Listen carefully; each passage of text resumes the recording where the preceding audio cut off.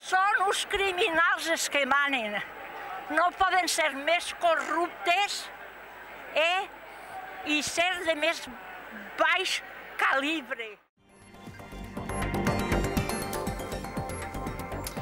Hola, bona vesprada, com estan? Avui hem conegut les dades de l'atur corresponents al mes de gener. Ha pujat a la Comunitat Valenciana en més de 12.000 persones. Se delimitarán las competencias de cada administración. Los salarios se han moderado en su crecimiento. Además de esta medida, el FMI pide subir el IVA y revisar lo que el Gobierno gasta en pensiones, en sanidad y en educación. Es que nuestro interés es españolizar a los alumnos catalanes.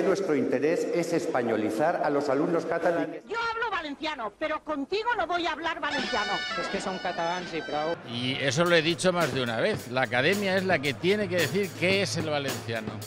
Puesto que los fondos se pedirán para atender necesidades del sector financiero, la condicionalidad, según se ha acordado con la reunión del Eurogrupo, será solo específica para el sector financiero.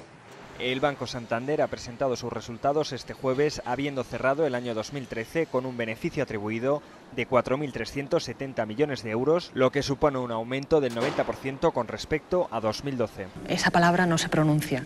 Hablan siempre de externalizar la gestión. En que la seua televisió pública els va fallar. Les conseqüències, les veus que es van silenciar, la investigació d'un accident i també el rerefons polític que hem hagut de llegir en altres diaris o escoltar en altres televisions. El Gobierno ha aprobado hoy la ley del aborto más restrictiva de la democracia, una ley que acaba con el aborto libre. Els furgons antidisturbis, que en són molts, han avançat contra els joves i frenaven als seus peus. Y lo siento mucho, me he equivocado y no volverá a ocurrir. Primer que res, voldria preguntar-li algo que segurament ens preguntem cada dia tots quan ens alcem.